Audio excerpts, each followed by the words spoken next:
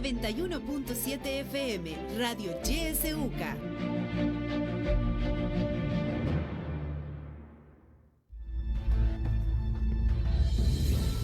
Crítico, analítico e incluyente. Así es, tu espacio Abriendo Puertas. Con tu participación, construimos opinión pública. Iniciamos.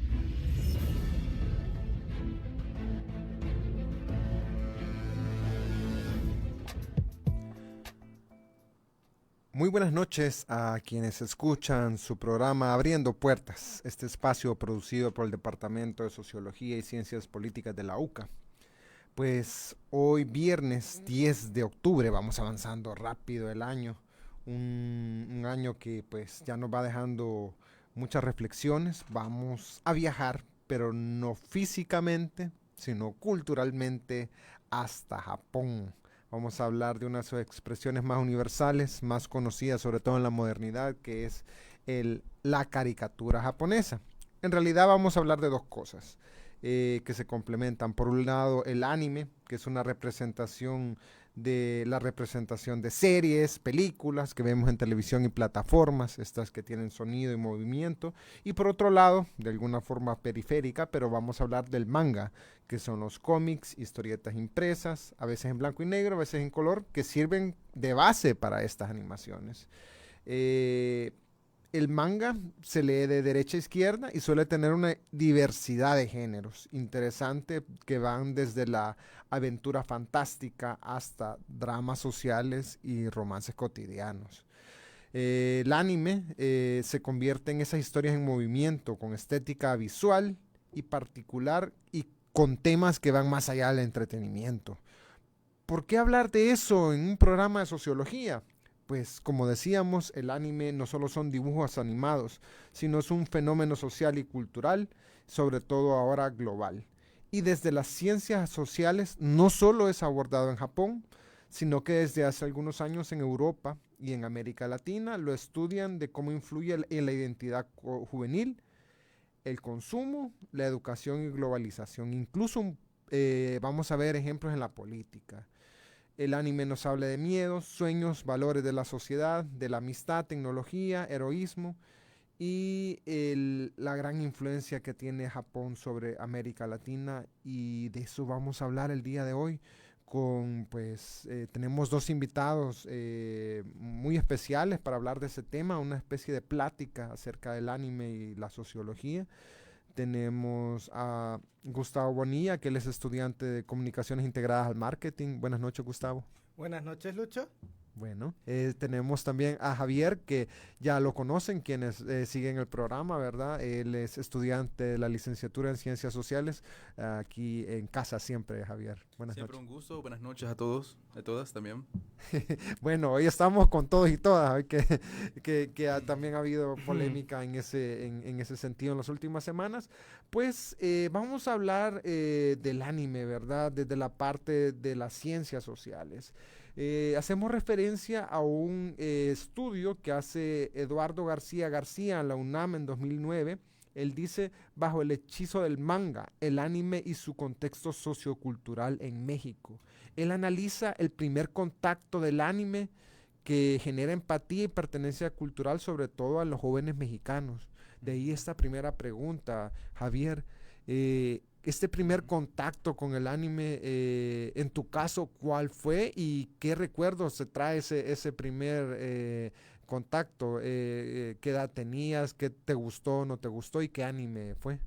Bueno, mi primer contacto fue con mis hermanos, ¿verdad? Mi hermano y mis dos hermanas, que recuerdo que los sábados o domingos nos levantábamos bien temprano y a ellos les gustaba ver un anime que se llama Sakura Card Captors.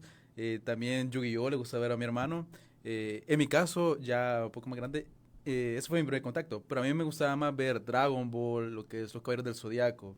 Digamos que crecí viendo esos animes y que vamos a ir viendo qué transmitían esos animes a cada uno de las personas y que hay segmentación generacionales, ¿verdad? De edad y ver estos subgéneros que aparecen en el anime también. Sí, y en tu caso, Gustavo, ¿cuál fue ese primer contacto? Y si tuviste algún anime que te marcara o que te llamara la atención de alguna manera particular. Vaya, en mi caso, mi Gracias por preguntar, Lucho. Buenas noches a todos. Mi primer acercamiento fue más que todo en pandemia, ¿verdad? Que yo estaba aburrido, ¿verdad? Y yo dije, quiero ver algo. No encontré nada hasta que de casualidad encontré cierto anime que ya estaba bien avanzado. Attack on Titan, Shingeki no Kyojin, que es este granito, ¿verdad? Que recientemente ha terminado, en que tiene su final polémico. Yo sinceramente lo disfruté mucho. Y un anime que me marcó mucho, como tú mencionabas, pues ya aquí rompamos el hielo. Fue bueno, ahí lo voy a dejar. El punto es, Ahí, correcto. Sí, el punto es que Evangelion a mí me marcó mucho, más que todo porque yo lo vi ya siendo un poco más joven adulto, ¿verdad? Entonces, cuando se habla mucho de este tema de la adolescencia, fue algo que yo viví, ¿verdad? Entonces, comprendí mucho a Shinji, pero a la vez no. Aparte que tiene sus asuntos Evangelion. Sí, es interesante porque se ha visto, sobre todo para quienes escuchan ese programa en la radio, recordemos que hay dos formatos. Está la página de Facebook, donde tenemos el formato Facebook Live, que puede ser más cercano al podcast, y el formato radio. Para quienes escuchan el programa en la radio, pues esto se asociaba mucho a temas infantiles, ¿verdad? Pero la verdad es que con el tiempo ha generado como un espacio emocional de identificación y socialización colectiva. De hecho, hay mensajes políticos, sociales y culturales dados en los dibujos animados. Esto también lo aborda estudios desde las ciencias sociales e incluso desde las ciencias médicas, que ya lo vamos a revisar con más detalle. Incluso encontré un estudio que se llama así: cosplay, práctica de identificación performativa realizada por aficionados de anime y manga en la gran área metropolitana de Costa Rica. El cosplay es como para quienes no se familiarizan con el término, es vestirse de algún personaje de las caricaturas relacionadas al anime o al manga. Y este estudio presenta categorías demográficas como el shonen, shoujo, seinen, josei, influyen en la identidad social y cultural del fandom.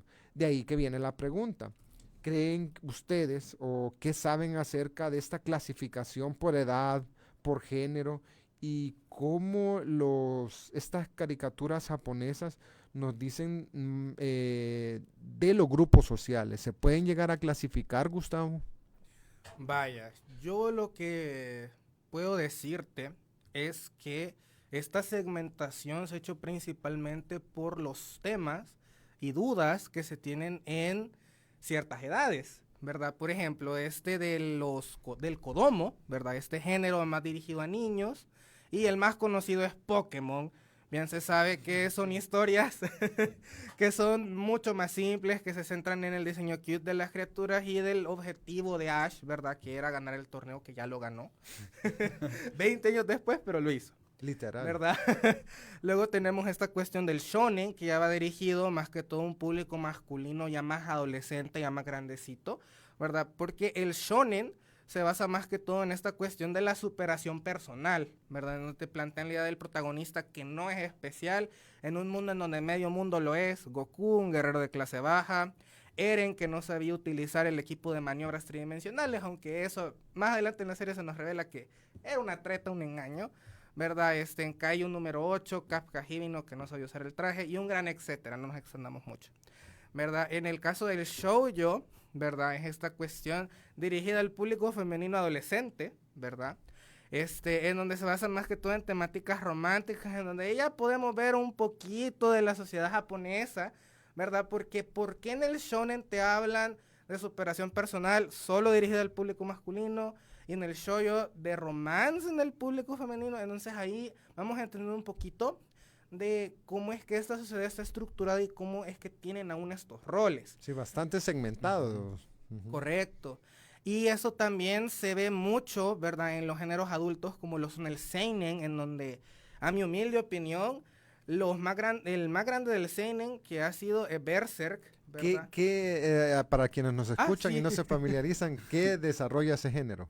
desarrolla más que todo temáticas adultas, el seinen específicamente dirigidas a hombres adultos, ¿verdad? Y depende mucho, ¿verdad?, del tipo de seinen, pero porque Berserk es una cosa y Vinland Saga es totalmente diferente, ¿verdad? Porque en Vinland Saga te plantean la historia de un vikingo, ¿verdad?, que pasa de una historia de venganza a una historia en donde él se convierte al cristianismo, mientras que en Berserk habla más que todo de cómo un hombre, a pesar de las adversidades que él tiene que enfrentar, pues sigue tirándole pa'lante. Entonces sí habla mucho como la idea del hombre que tiene que ser estoico en cierta forma, aunque Guts no es tan estoico que se diga, pero tal cual, ¿verdad? Y el otro, cuyo nombre no recuerdo, ¿me podrías recordar, Lucho? No estamos hablando directamente de un anime, sino digamos De los los géneros, sí, de pero algún género. que hay un género específicamente dirigido a mujeres adultas. Ahorita no Estoy muy poco lo vamos a familiarizado. buscar, lo vamos a buscar. Pero tal cual, ¿verdad? Este otro género, asimismo, aquí, ¿verdad? Ya dirigido más que todo a un público femenino adulto, con el shoujo se relaciona, ¿verdad? Porque sigue tocando temáticas románticas, pero ya habla más que todo del ámbito de la vida laboral, ¿verdad? Entonces, cambia también mucho en el shoujo, que es tal cual romance adolescente, vea, tal cual me perdí mi romance adolescente, que se habla mucho. Sí, ¿Verdad? hay Entonces, bastantes cambia tipos y perdón que te interrumpa, pero para que Javier también nos retome. Ok. Esta segmentación es bien interesante porque Sí. incluso, bueno, está el animes como que daban en televisión nacional como Sailor Moon, que sí. han logrado segmentar tanto a mujeres como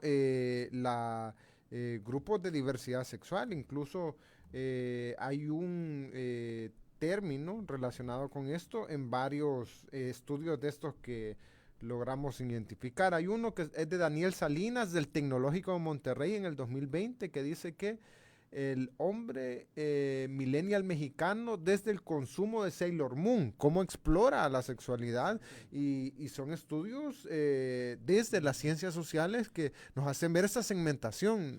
Sí. Bueno, desde las ciencias sociales podemos ver que esta segmentación, esta demografía, clasifica por ciertos géneros, subgéneros del anime, ¿verdad? Como decías, el shounen, si no me equivoco, ¿verdad? También cuesta un poco esos, ¿cómo Sí, se llaman? Sí, cuesta. Ajá, entonces shonen que es como un poco más de acción. Está el ejemplo de Dragon Ball, de Naruto, y eso se asocia aquí en la sociedad, ¿verdad? En sociedades como algo masculino. Correcto. ¿Y cuál era el otro? El shoujo, que se asocia más a lo que es el romance, los sentimientos, eso ya se asocia un poco más a lo que es lo femenino, la feminidad.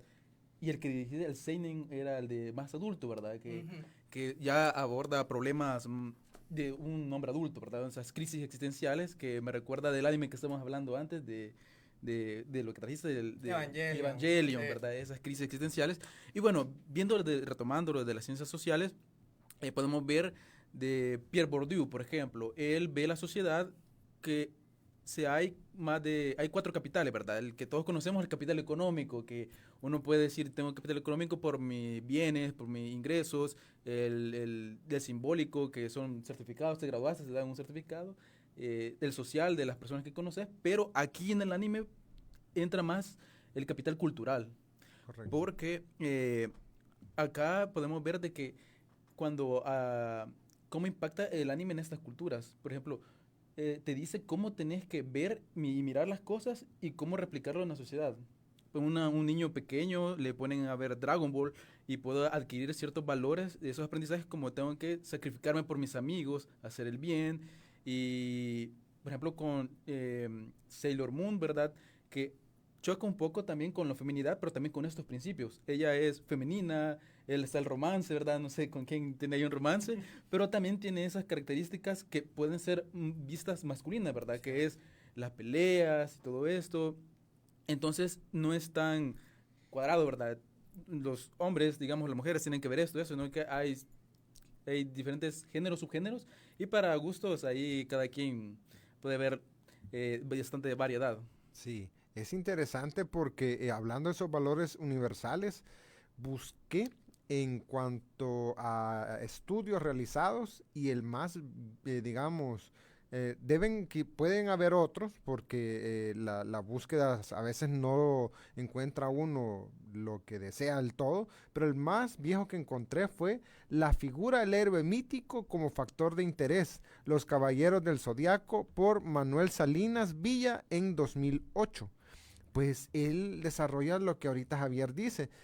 El anime japonés desarrolla de manera bastante consistente el arquetipo de héroe de Jung, que es un psicólogo, y refleja valores universales de solidaridad, de justicia, de amistad, y es adaptado desde la cultura japonesa y aceptado por una amplia variedad de culturas en el mundo. Entonces, interesante porque no parecería una caricatura cualquiera de entretenimiento, pero llevaba el análisis social mucho más profundo, sobre todo este estudio que ha aparecido en muchos memes, ¿verdad?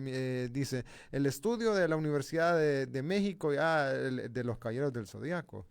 Y por ejemplo, aquí podemos, retomando lo de la segmentación y lo que acabas de decir ahí, se puede ver, digamos, generacionalmente. En los 80, 70 estaba en popularidad el anime como colectivos, como Dragon Ball, como Naruto, ¿verdad?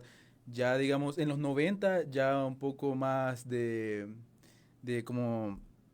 Más oscuros, quizás. Más oscuros. Ajá, más ya retomando individuales, como más individuales, y ya en la era digital podemos ver casos un poquito más, ¿cómo decirlo?, más complejos, como en el caso ya se hicieron más populares otros animes que antes la sacaron pero no eran populares, pero según el contexto de lo que venía sucediendo en la sociedad, se ve reflejado en el anime también, porque hay ansiedades que sufren las personas por los contextos, como la guerra y todo eso, y se ven reflejadas en lo que consumen. Y ahí es cuando se vuelven más populares algunos animes. Sí, yo recuerdo, sobre todo en los 90, hay gente que incluso dice en los 80, los primeros que vinieron a El Salvador en televisión nacional fueron Mazinger Z, que era un anime de robots, y estos animes como Heidi o Candy Candy, que eran muy bien recibidos incluso por población adulta, pero ha habido un cambio generacional, Gustavo. ¿Qué observas de los animes en cuanto a esta dirección en cuanto a generaciones? Yo pienso, y yo estoy muy de acuerdo en lo que tú habías planteado, Javier, pero sí discrepo en ciertos puntos, principalmente porque yo creo que en cada generación hay cierto anime, ¿verdad?, que llega a trascender. Por ejemplo, Dragon Ball, aunque ha sido el abuelo del anime, ¿verdad?, sigue vigente, sigue generando conversación, y su fandom está cuando continúan Super, ¿verdad? Todavía. En la siguiente generación, ¿verdad?, que fue de los tres grandes del shonen, Naruto, One Piece y Bleach, el que yo veo que el que sigue generando conversación es One Piece. Ese no ha terminado todavía y parece que tienen One Piece para rato. Sus fans, los grandes nakamas, un saludo. Y en la actualidad, pues el tiempo lo dirá, ¿verdad? Porque depende mucho, no necesariamente de la carga narrativa que tengan, porque hay algunos que tienen cargas narrativas muy fuertes, ¿verdad? Como lo es Evangelion, que ya lo habíamos hablado antes, ¿verdad? Que siguen generando conversación, pero no es tan fuerte en comparación de estos como Dragon Ball o One Piece, ¿verdad? Que estos puede ser ya sea por factor nostalgia o una serie de factores, ¿verdad?, que han hecho que estos sigan vigentes, sigan generando conversación, ¿verdad? Y de los animes actuales, básicamente el tiempo va a decir cuál se va a ser el siguiente clásico, por así decirlo, tal cual. Sí, es interesante porque hay unos que quedan ahí enquilosados en el tiempo y quizás hay unos que trascienden. Y es interesante porque la población va creciendo, ¿verdad? O sea, las dos cosas suceden, tanto un anime generacional como esta trascendencia de alguna época. Hay también una comparación desde las ciencias sociales, sobre todo la sociología, en relación a exclusión e integración. Hay un sociólogo clásico que se observa en sociología, que es Emilio Durkheim, que él habla de cohesión social. Sí, de cohesión social. también otros conceptos también puede ser la solidaridad, ¿verdad? La cohesión social, Solidaridad, sí. porque son formas de estas diferentes cohesiones distintas, hay diferentes, ¿verdad? En la que según el grado de diferencia social, la gente se une para tener tener cosas en común y valores, ¿verdad? Y retomando también, ¿verdad? Hay contextos generacionales en el que sí se vuelve popular un anime, pero se trascienden en las generaciones porque emiten ciertos valores. Correcto. Entonces, por ejemplo, yo no nací en los 80, ¿verdad? Yo sí, ¿verdad? Pero- estamos la brecha. Pero ¿por qué vi La Dragon chaviza. Ball o por qué vi Caballeros del Zodiaco? Porque fue algo, porque mi identidad también se forma a través de la historia. Algo que también aprendí en las clases con Martín, viendo a Martín Baró, ¿verdad? sí. Entonces, por mi contacto con mi familia, con mis papás, que me transmiten valores de eso, ¿verdad? Se ven reflejados en el anime y entonces por eso es que trascienden esos animes a partir de las generaciones. Otro concepto interesante de Emilito Durkheim, así le decimos de cariño a Emilito. Con cariño. Sí, es la anomia, Sí. que lo quise relacionar ahorita, este concepto, con el anime. Me pareció interesante cómo amarrarlo, ¿verdad? Y voy a citar acá que la anomia es una situación donde las normas sociales se debilitan o no orientan a los individuos, generando desajustes y posibles patologías sociales. Wow. Sí. Este concepto lo aborda en La división del trabajo en la sociedad, publicado en 1863, pero lo desarrolla más a detalle en el otro libro que se llama El suicidio, en 1897. Este sociólogo, filósofo francés, quería saber por qué la gente se estaba suicidando, ¿verdad? Muchos casos en Francia en esa época. Y bueno, ese ya es un tema más delicado, lo vamos a dejar para tal vez otro programa. Pero entonces, en el primer libro lo aborda más de un tema del trabajo, en el segundo más de un tema de la falta de regulación social. Entonces, y también en la ambientación, ¿verdad? Que por las cosas, la industriación, lo que es el contexto de la revolución industrial en Europa. Sí. Entonces, aquí lo quise amarrar con Evangelion.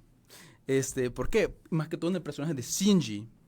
Ahí se ve que hay sensaciones de anomia en este personaje, porque él no tiene marcos normativos así estrictos, es bien, no se sabe qué está pensando, por qué actúa como actúa, ¿verdad? Y carece de sentido en sus acciones.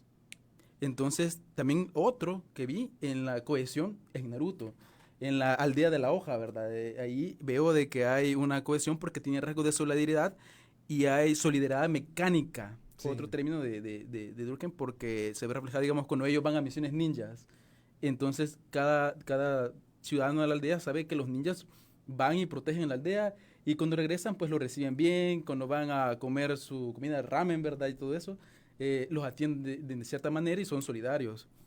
Y bueno, eso sería. Sí, es interesante porque Durkheim propone dos tipos de solidaridad para el público. La mecánica Y la orgánica. que es que no hay división del trabajo, todos hacen lo mismo y es como de sociedades mucho más simples. Sí, correcto. Bien interesante porque en ese anime, en Naruto, los ninjas todos hacen lo mismo, los grupitos, todo literalmente es una excelente interpretación, Javier, porque no hay una división, vos vas a hacer tal cosa, es más o menos todos hacen lo mismo, pero al hablar de la aldea, quizás, tal vez ahí sí hay una orgánica, donde aquí está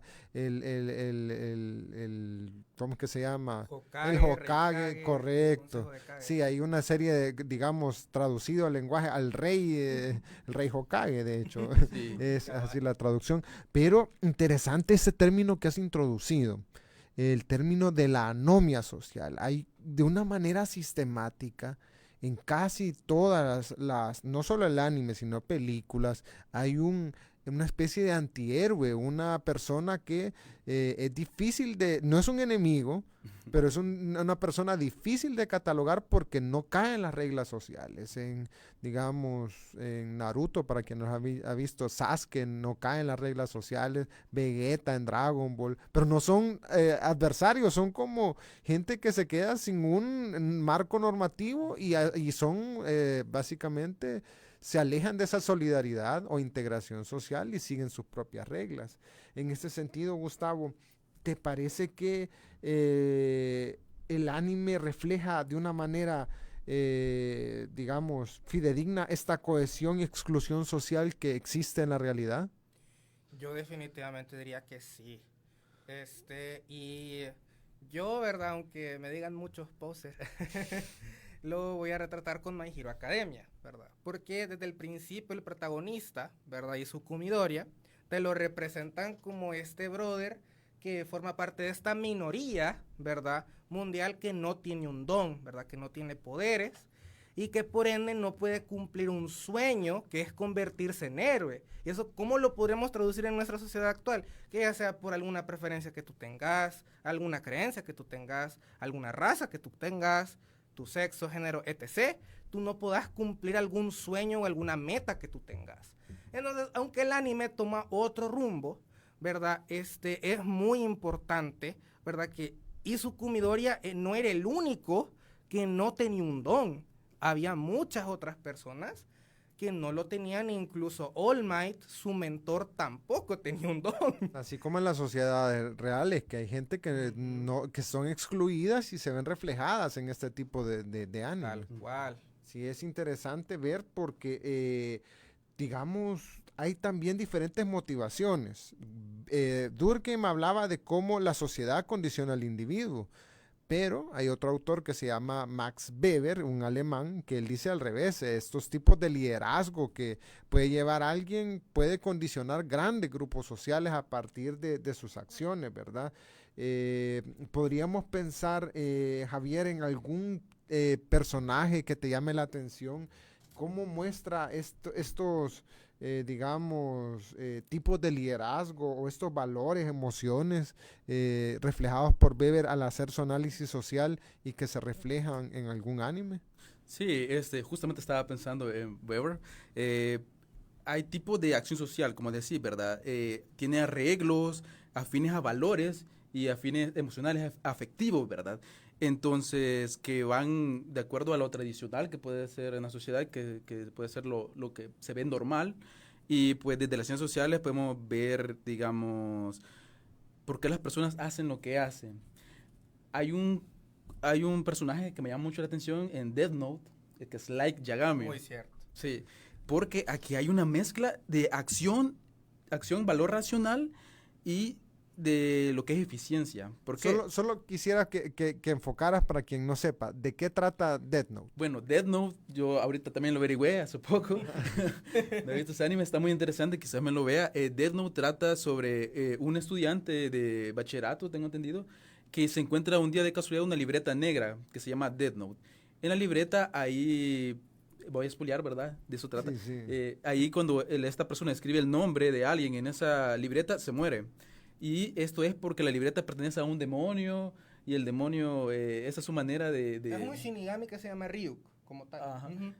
Y bueno, y de eso trata. Pero la cuestión es que este personaje que se encuentra en la libreta, que se llama Like, él tiene un conflicto entre la acción de valor racional, que habla de Weber, y sobre lo que es la eficiencia. ¿Por qué? Porque él tiene un ideal de lo que es la justicia.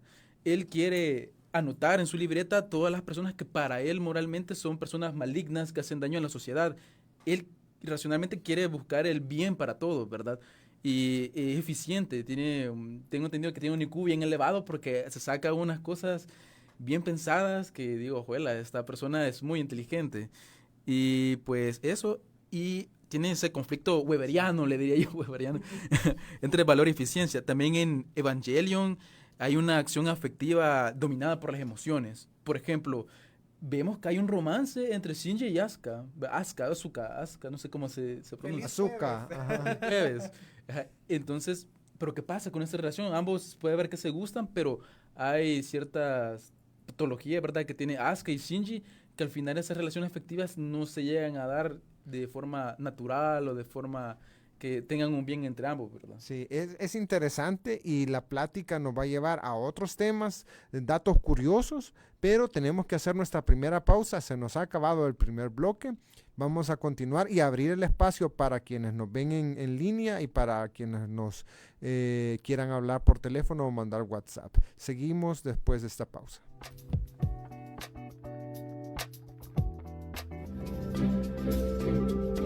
Abriendo puertas. Ya regresamos.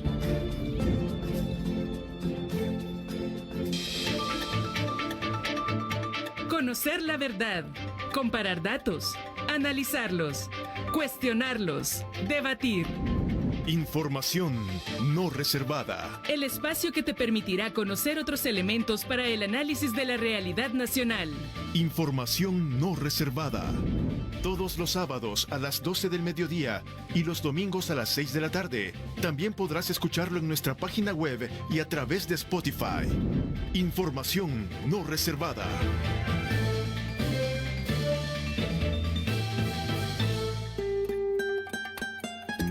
Cuando el aroma de un buen café despierta los sentidos, el bolero susurra al alma y la envuelve en su magia. Ya no estás más a mi lado, corazón. Bésame, bésame mucho. Café con aroma de bolero, el espacio donde la nostalgia, el romance y la música se entrelazan en cada acorde. Dicen que la distancia es el olvido. Acompáñanos todos los sábados y domingos de 4 a 6 de la tarde. Marca el ritmo de tu atardecer. Café con aroma de bolero por el 91.7 FM YSUK. Pero junto a ti. Abriendo puertas.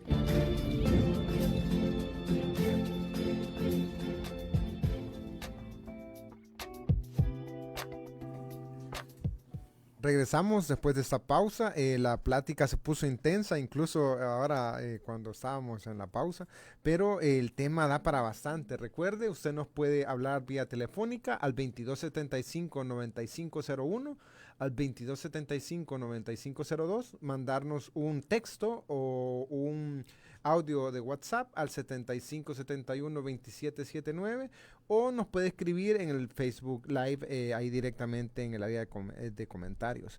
A propósito del uso político, manga y anime, 3 consultas. ¿No les parece que la actual administración ha instrumentalizado la mentalidad de un sector de los jóvenes con estas expresiones? Por la promoción de mensajes electorales en festivales de anime o eventos de Dragon Ball Z, Binaes en el mundo, en El Salvador del mundo, y que hay donde hay una amplia colección de manga. ¿En qué contribuyen a la cultura política este tipo de instrumentalizaciones? ¿Hay algún tipo de anime o manga que lleve mensajes progresistas o de promoción de valores? ¿Qué sería la serie Los Simpsons? No es anime ni manga, porque no es japonesa. ¿No les parece que es una variante de culturización que valdría la pena promover? Eso por un lado.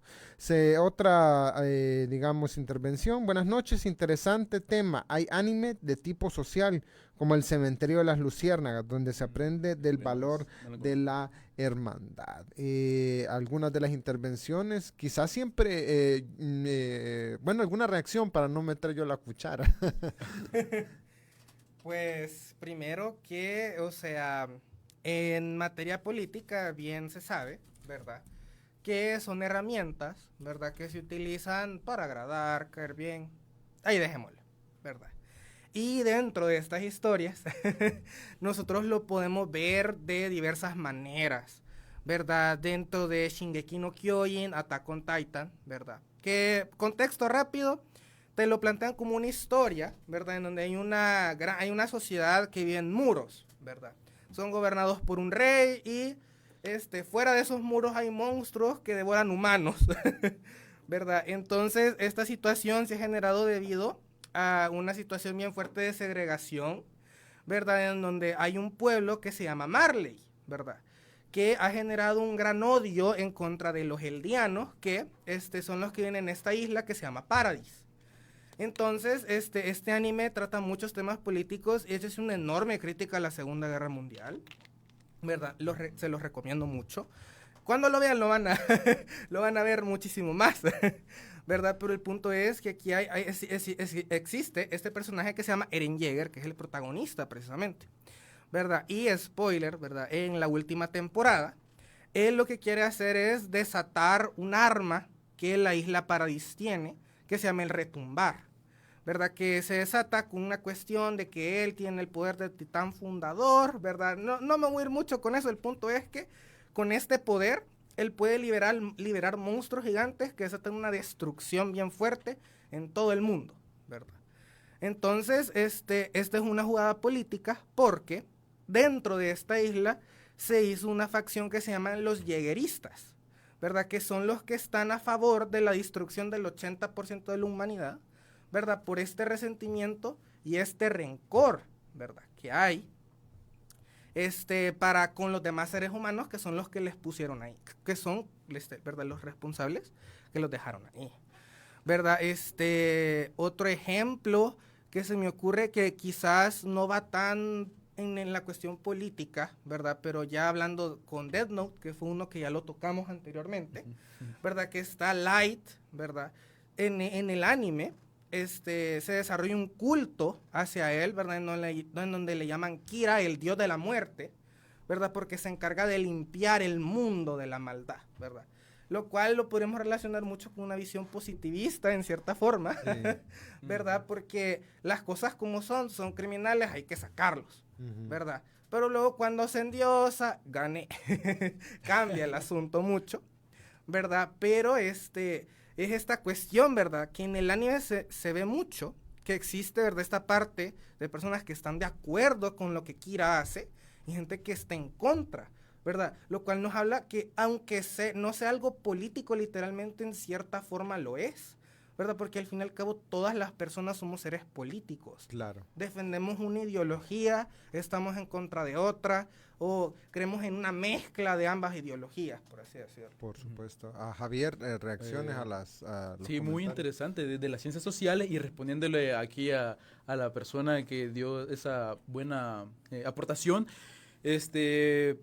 hay un autor alemán, filósofo que se llama Horkheimer, sí. De la Escuela de Frankfurt, y hay un libro que escribió en 1944, que en español es La dialéctica de la ilustración, en el cual él ve que hay una emancipación de la dominación, que la razón se vuelve ahora una razón instrumental. Entonces, hay un segmento que justamente encaja con esto del anime, porque esto es un entretenimiento, pero él ahí critica la industria del entretenimiento, de cómo se comercializa la cultura, convirtiéndola en una mercancía estandarizada, ¿verdad? Entonces, él critica esos puntos que se presta para esta técnica de dominación, para implantarte ideologías, como bien decías, y pues eso, orientándole al anime, pueden haber esas ciertas cuestiones. Otra cuestión también que me gustó, hablándolo de las ciencias sociales, lo que hablaba de los Shingeki no Kyojin, el ataque de los titanes, es cómo estaban esas ciudades que explicaban los muros, María, Rose y Sina. Entonces, cómo se segmentaba la sociedad ahí. Porque los que estaban más en la afuera, en el muro más externo, que eran más propensos a tener esos ataques de los titanes, era la clase más pobre, ¿verdad? Y más iba acercando al centro de la ciudad, ya estaba en el centro la realeza, la gente más pudiente, la aristocracia, podemos decirle. Y podemos ahí citar a lo que es a Karl Marx, por ejemplo. Aquí lo asocio por esta distinción de clases que aquí se ve simbolizada con los muros. Y también la lucha de clases por cómo los que tenían ese poder de los bienes, de las herramientas, ¿verdad? Se lo daban a las clases que solo tenían su fuerza de trabajo.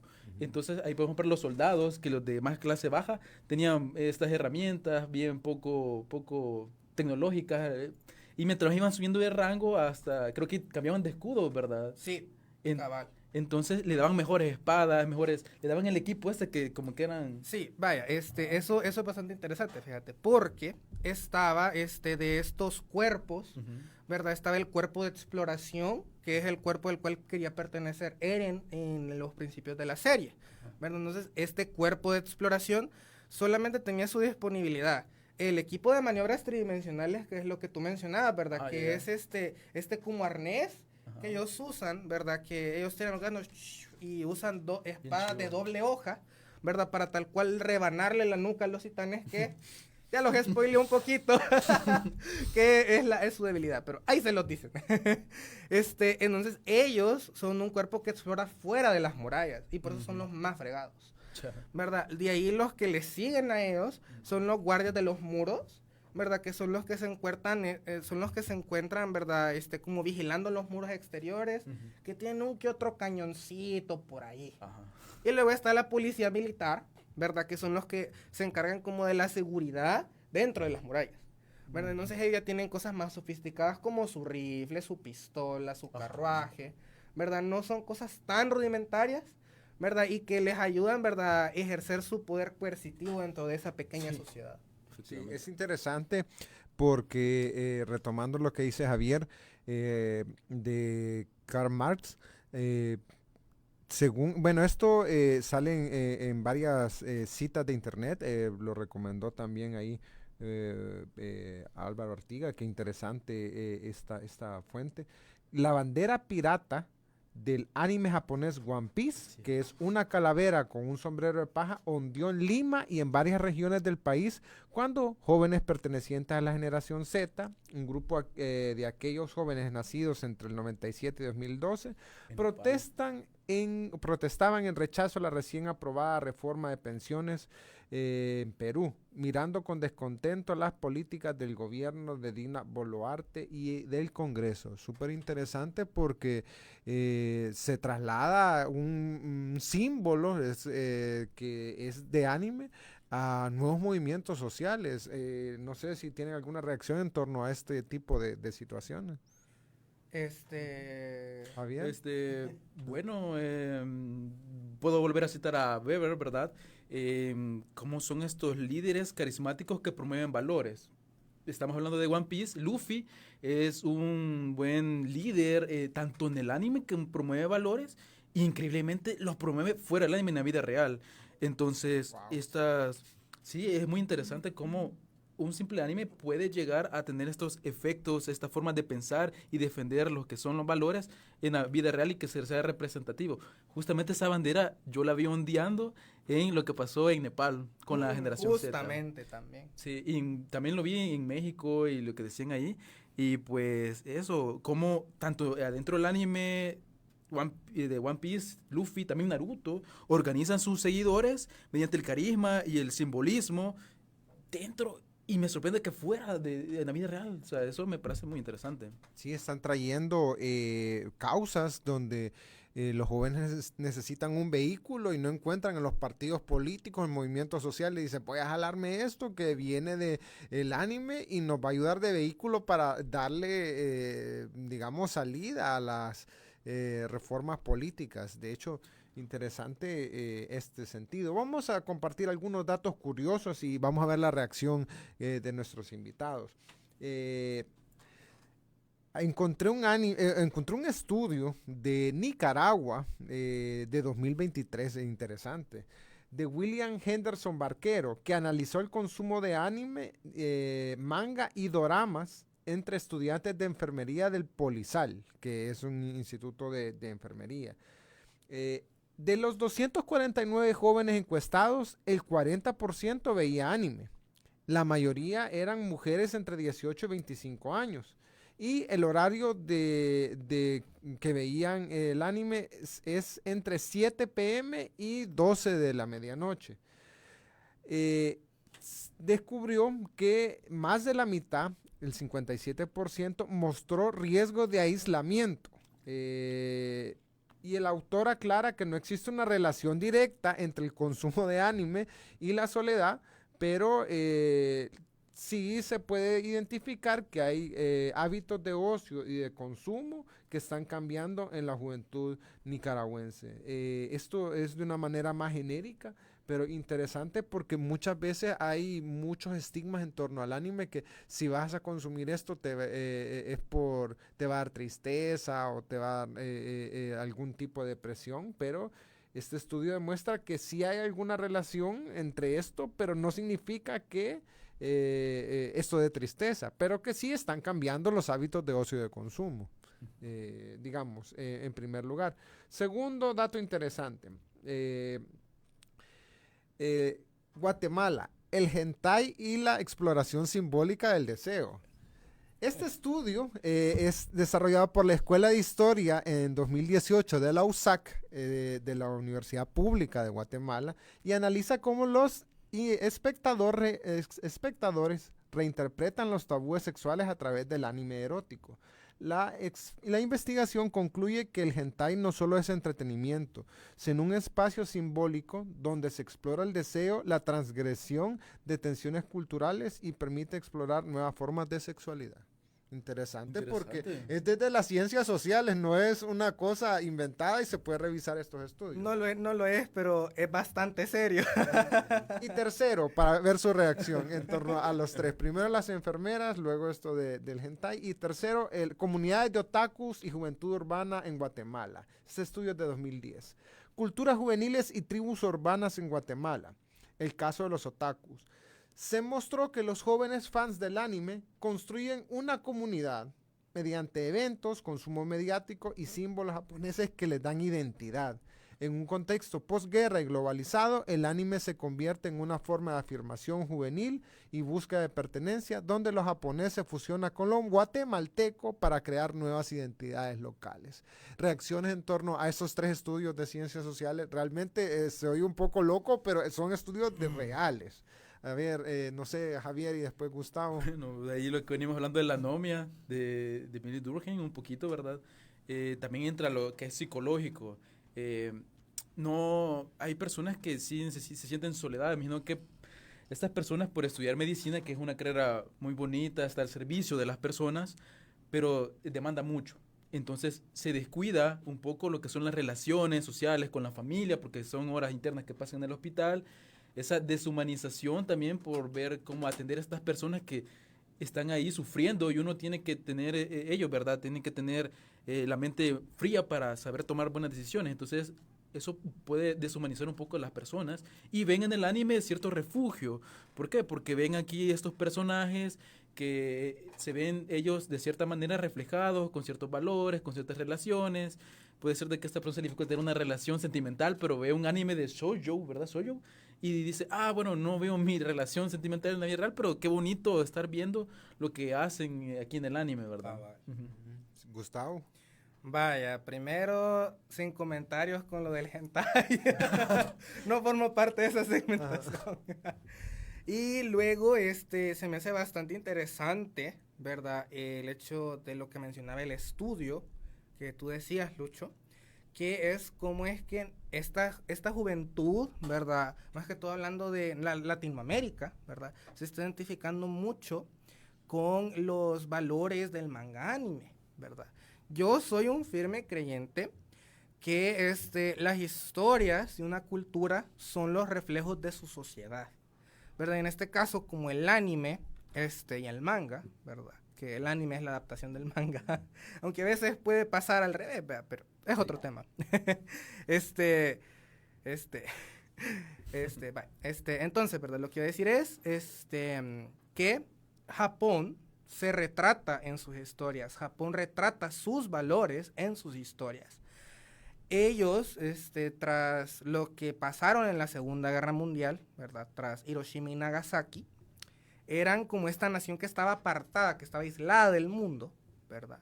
Entonces se veían como esta nación que era guerrera de clase baja, ¿verdad? Que no tenía un don, o que era la que tenía menos valor, ¿verdad? Pero se esforzaron mucho y ahora están en donde están, ¿verdad? Lo cual se refleja mucho en estas historias, como en el shonen, ¿verdad? Que tenés este personaje que parece no ser especial, se esfuerza y acaba siendo un gran héroe como All Might, un gran guerrero Saiyajin como Goku, o un gran pirata como Luffy, ¿verdad? Entonces, ellos promueven mucho esta cultura del esfuerzo, ¿verdad? Y de la lucha de clases, sí, correcto, ¿verdad? Que aunque tú estés abajo, podés estar arriba, ¿verdad? Y también, yo lo veo mucho también como un efecto bidireccional, en donde ellos nos transmiten sus valores a nosotros los replicamos y forman parte de nuestros valores, los cuales llegamos a transmitir nosotros también a través de estos personajes con los que nos identificamos, ¿verdad? El estudio de las enfermeras, ¿verdad? De seguro, no solamente puede ser por lo que tú mencionabas, Javier, sí, ¿verdad? De que consumen shoujo, ¿verdad? De, ¡ay, qué bonito! Se tocaron la madre en el capítulo 100, ¿verdad?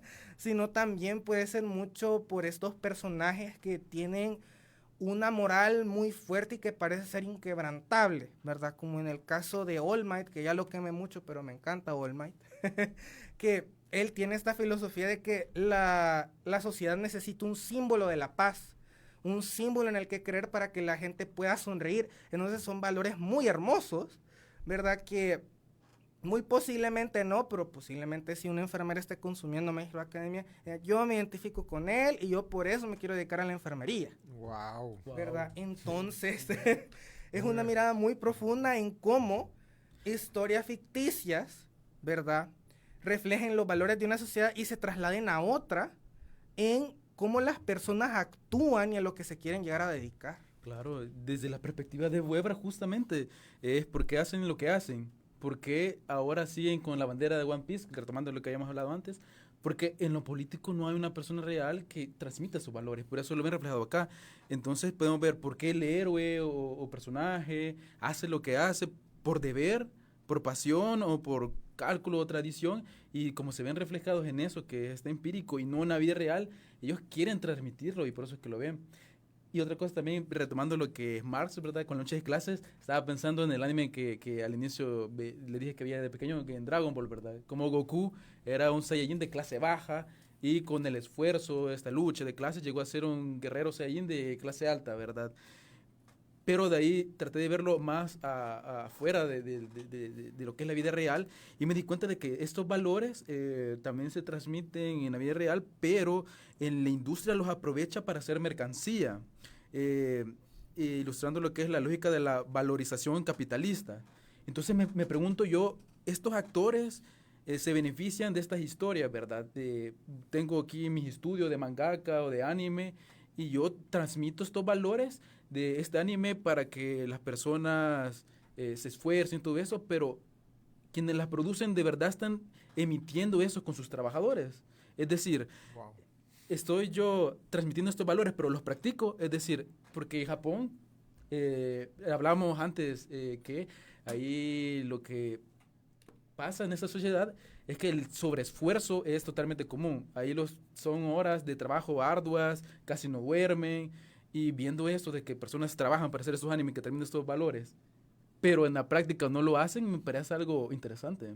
Sí, esa contradicción es sumamente llamativa y también estos diferentes temas que se pueden abordar, por ejemplo, la construcción de estas identidades fusionadas. Aprovecho también para, sacar otro estudio, que este es de la Universidad de El Salvador, que Yadira Ruth Alvarado y sus compañeras analizan la influencia del manga en la ilustración gráfica contemporánea de El Salvador, mostrando cómo el estilo japonés inspira a artistas locales en El Salvador para crear una síntesis estética de una manga e identidad nueva salvadoreña, que de hecho, no sé si se alcanza a observar, pero mi camisa es un reflejo de eso. Es el cipitillo con las leyendas salvadoreñas, pero desde una,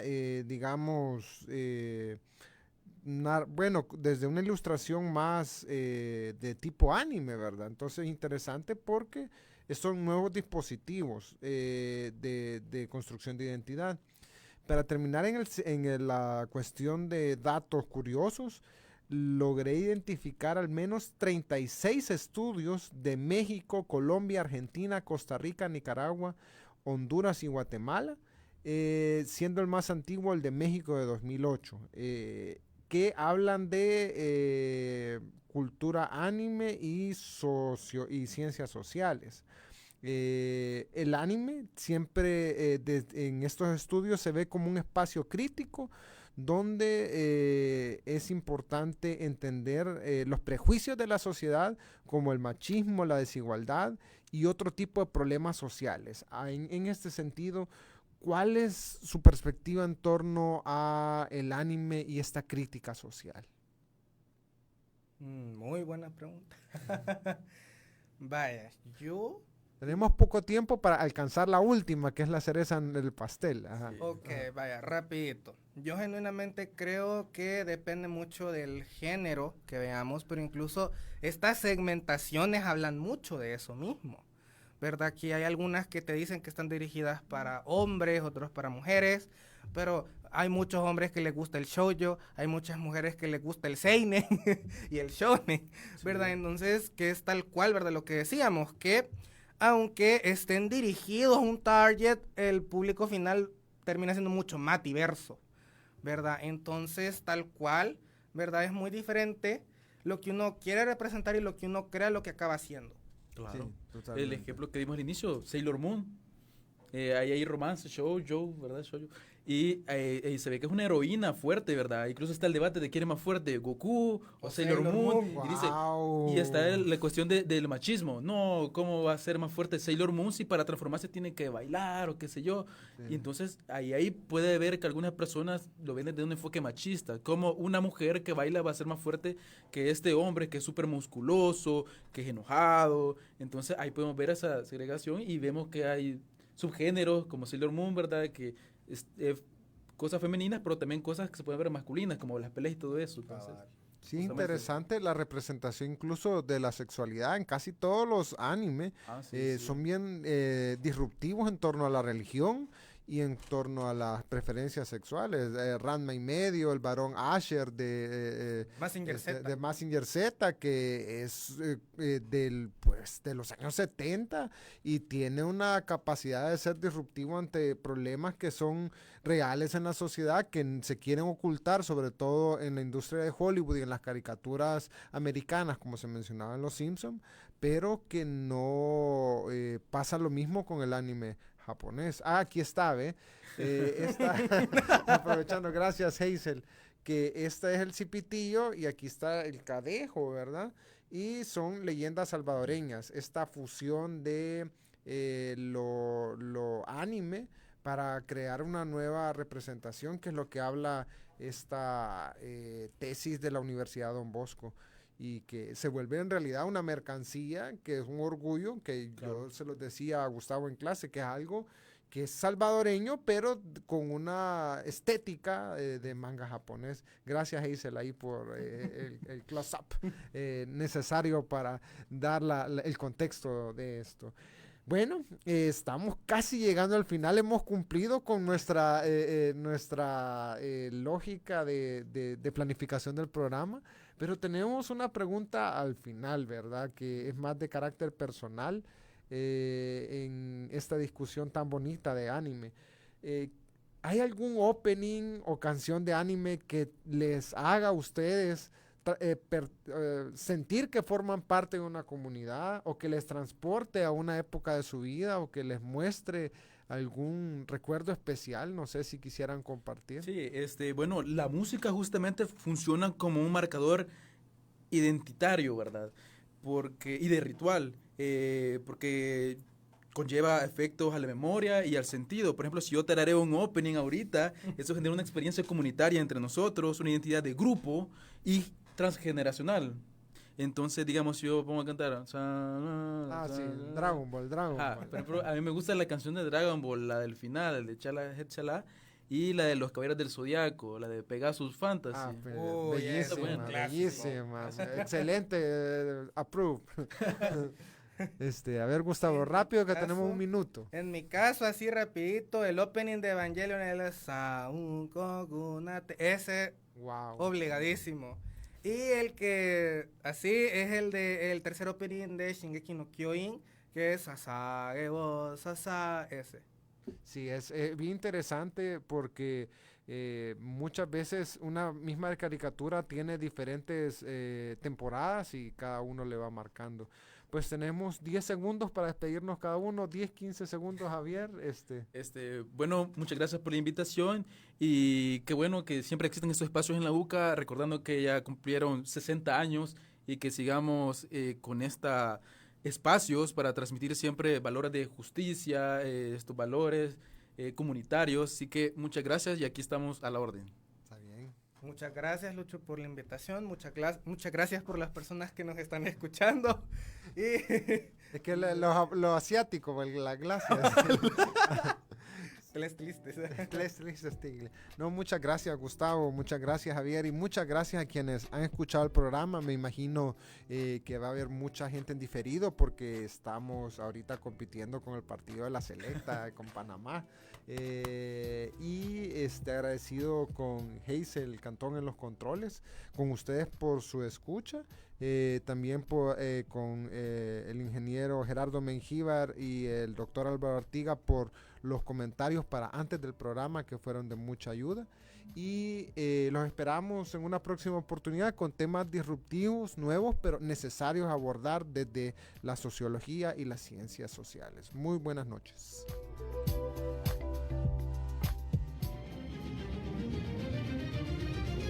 Gracias por sintonizar Abriendo Puertas. Este es el primer programa académico de YSUCA, producido por el Departamento de Sociología y Ciencias Políticas. Sintonízanos el próximo viernes.